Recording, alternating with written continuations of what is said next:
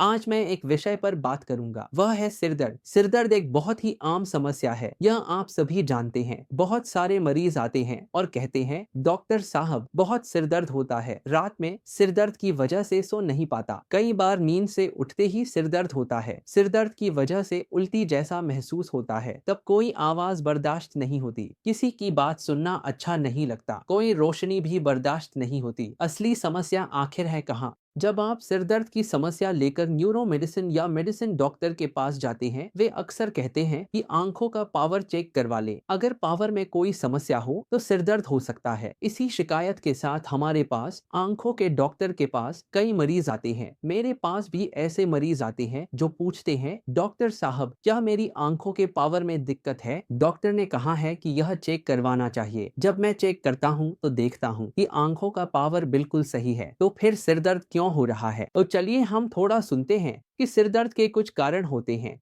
अगर हम उन कारणों के बारे में थोड़ा जागरूक हो जाएं, अगर हम उन कारणों को समझ कर चलें, तो हम बिना दवा के भी अपने सिर दर्द को ठीक रख सकते हैं। आजकल के समय में सिर दर्द की समस्या और भी बढ़ गई है। इसका एक बड़ा कारण है लॉकडाउन। लॉकडाउन में हम पूरा दिन घर पर बैठकर कंप्यूटर, मोबाइल फोन, टीवी लगातार देख रहे हैं। हर पल हमारी आंखों पर ज्यादा दबाव पड़ रहा है। लगातार हम सोने तक मोबाइल फोन का इस्तेमाल कर रहे हैं। इस मोबाइल फोन की स्क्रीन वर्क का रेडिएशन इफेक्ट हमारी आंखों के अंदर की एक्टिविटी और दिमाग की कोशिकाओं को एक्टिव कर रहा है। आंखों को आराम नहीं मिल रहा, विश्राम नहीं हो रहा। ऐसे में कई लोग शिकायत करते हैं कि डॉक्टर साहब सिर दर्द के साथ साथ आंखें फड़कती हैं, आंखों में कंपन होता है, वाइब्रेशन होता है। तो अगर हम थोड़ा ध्यान दें, अगर हम मोबाइल फोन के इस्तेमाल को थोड़ा कम कर सकें, संतुलित कर सकें। अगर आप कहें कि डॉक्टर साहब हमारे बच्चों को तो ऑनलाइन क्लास करनी पड़ती है, या ऑनलाइन क्लास पूरे दिन चलती है, मिस्टिफली, उसके बाद आप क्या कर रहे हैं? क्या आप अपनी आंखों को आराम दे रहे हैं या नहीं? लेकिन उस समय भी देखा जा रहा है कि आप फिर से मोबाइल फोन लेकर फेसबुक देख रहे हैं, यूट्यूब देख रहे हैं। कोई दिक्कत नहीं है, लेकिन आपको अपनी आंखों को आराम देना ही होगा। इसी नाम पर जब आप आराम कर रहे हैं तो मोबाइल फोन का इस्तेमाल पूरी तरह से बंद कर दें, सो जाएं। कम से कम 3 घंटे तक मोबाइल फोन का इस्तेमाल बिल्कुल न करें।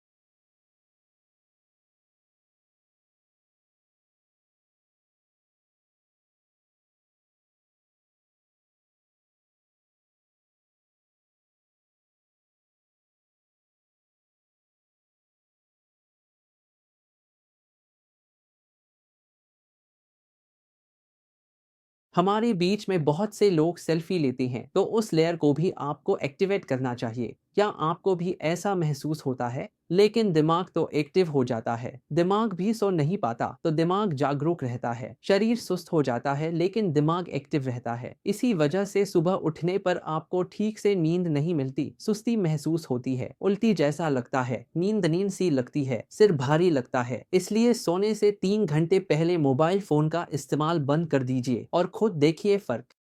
मैं आपको यकीन दिला सकता हूं कि आपको जरूर फायदा होगा। तीसरी बात यह है कि आपको पर्याप्त मात्रा में पानी पीना चाहिए। डिहाइड्रेशन एक मुख्य कारण है। अगर आप सही मात्रा में पानी पिएंगे तो सिर दर्द की समस्या काफी हद तक कम हो जाएगी। देखा गया है कि रोजे के समय इफ्तार से कुछ देर पहले बहुत लोगों का सिर दर्द करता है, या इफ्तार के बाद सिर दर्द ठीक हो जाता है। इसका कारण है कि पूरे दिन पानी नहीं पीना। इसी वजह से पानी बहुत जरूरी है।